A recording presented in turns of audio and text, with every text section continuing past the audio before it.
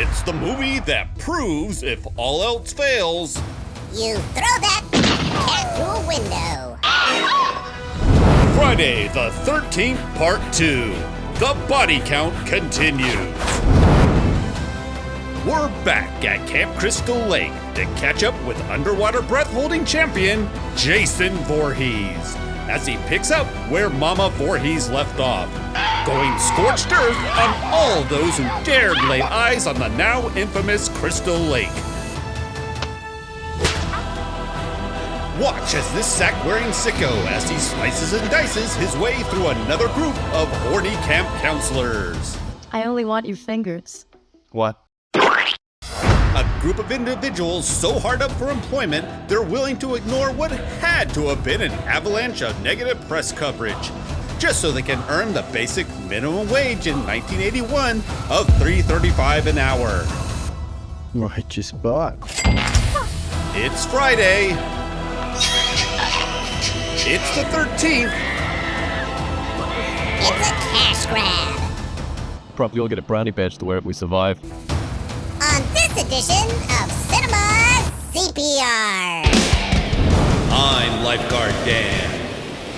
And I'm Owen the Sloth. With Brock the Broccoli.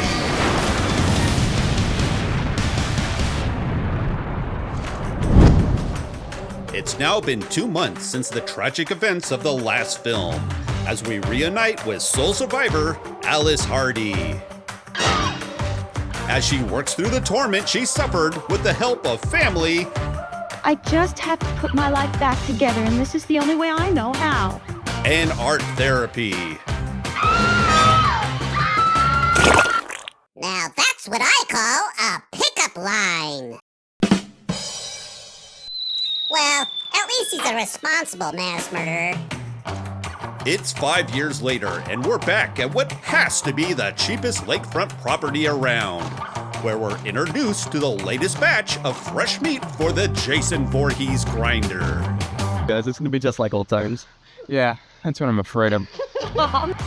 It's here where we meet Paul Holt, the owner of a counselor training school, a man who's a stickler for the rules, What is this crap, Ginny? You're supposed to be my assistant. Everyone else got here hours ago. except when it comes to ADA compliance and sexual harassment. I'm not supposed to be fraternizing with his staff. Then, after laying down a very persuasive case on why they should stay clear of the old camp, 5 long years he's been dormant. And he's hungry. Jeff and Sandra make the arduous 3-minute walk to the old camp, only to be confronted by the silent but deadly Deputy Winslow. What are you kids doing out here? Now how in the world did they not see that police car? Then, after an unwarranted show of disrespect by Paul for merely wanting to keep everyone safe, You're not even gonna reprimand him? No punishment? What kind of place is this? Deputy Winslow chases some poor homeless man into the woods, only to discover Jason's mud factory, where he is treated to a lesson in cranial carpentry. And after a quick check of the weather, Paul arranges a field trip into town for a little underage drinking and driving without seatbelts, while the rest of the staff stays behind to practice their breaststroke. Side note, when going swimming, always make sure to bring a buddy. Meanwhile, Paul contemplates just how much longer he has to listen to Ginny's drunken conspiracy theories. What if there is a Jason? Oh, Jenny? Oh, what if there is some kind of boy beast running around Camp Crystal Lake? Before he gets to her, while everyone else gets a lesson in traditional family values.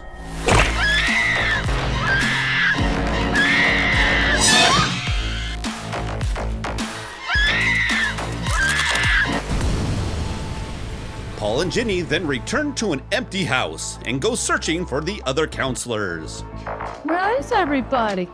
I don't know. only for Paul to be jumped by Jason doing his best Boys in the Hood impression as Ginny proceeds to watch and not do a damn thing to help. If I learned anything from watching Friday the 13th movies, it's stay away from windows. After a valiant effort, Ginny manages to slip away, but unfortunately for her, Jason is no stranger to water sports. So after going all Attitude Era, Ginny takes a short jog to Jason's lakeside bachelor pad, conveniently located about 100 yards away, and devises a plan to confuse Jason by dressing up as his decapitated mother, instead of taking the much more logical route and just stabbing him to death as he lay on the ground. It's all done, Jason. You've done your job well, and Mommy is pleased. Hold up. For this plan to have a snowball's chance in hell of succeeding, she would have to assume that a man smart enough to live in the woods by himself for 5 years is dumb enough to think his mom's body grew back.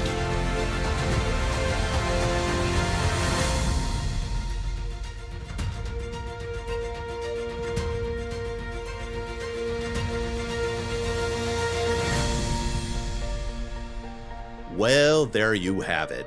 Friday the 13th Part 2. A movie that leaves us with just as many questions as it does answers. Like, how does this kid not see a grown man no more than 2 feet from him? Why is Crazy Ralph so obsessed with pantries? And last but not least, Why is there a guy lying on the ground with a shotgun microphone? so write your answers in the comment section down below.